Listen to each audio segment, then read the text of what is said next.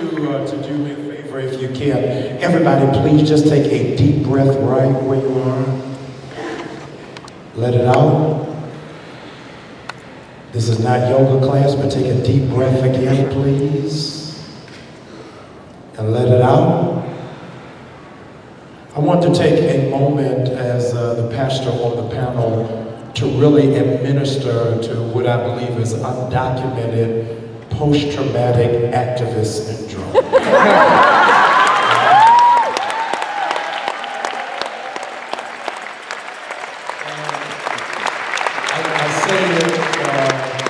I say it in jest, but really mean it in all seriousness, Ben.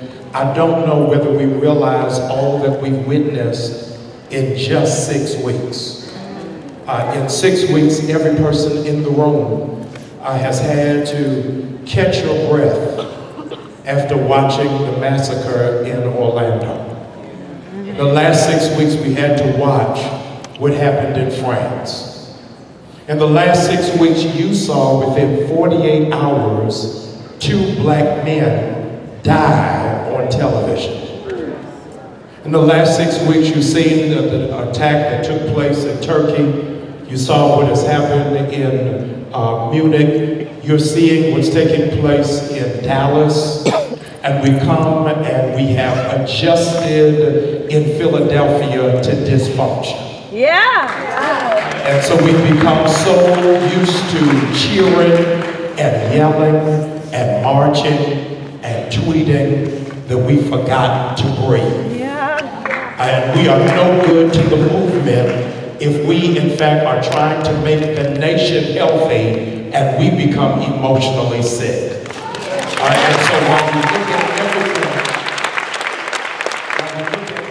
that is going wrong in the nation, what is going wrong in the system, what is going wrong in society, we have not paused to really appreciate how much ground we have covered in under a year, because a year ago we didn't know each other and we weren't working together.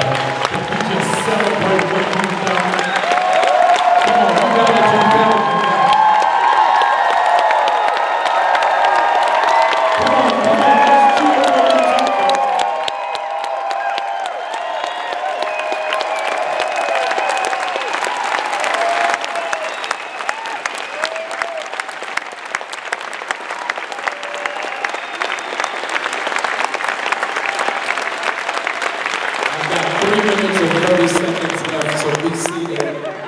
Stressing me out. Thank you.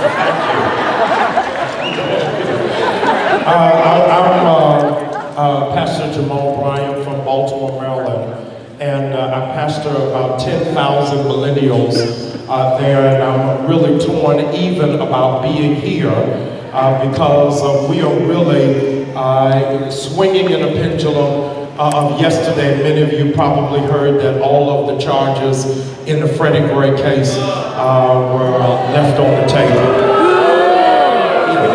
And here's what's so important that I've been telling young activists in Baltimore, and I feel burdened for us to really talk about it here, is that we're going to have to shift the gauge of our fight from individuals to institutions. Yeah. And we will be immature if all we think we're fighting against is Donald Trump.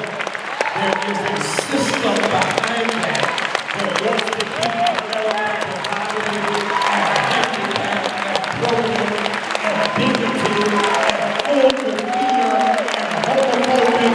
But today, this is not what democracy looks like. This is what America looks like.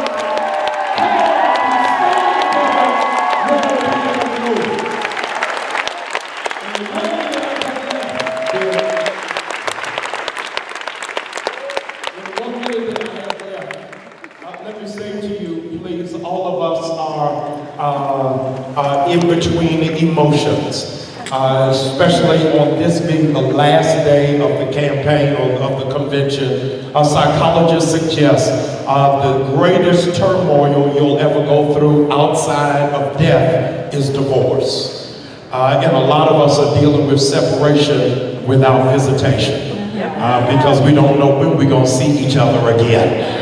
But here's the reality. We have a whole lot that we have to do in terms of raising minimum wage, in terms of education being a priority, in terms of the demilitarization of policing in our urban centers, in terms of, here's the critical issue being in the 30 seconds I got left. I am a starch proponent of Black Lives Matter, but here is what the media is not talking about. In both Dallas and Baton Rouge, both of the assailants were in fact veterans, and nobody is talking about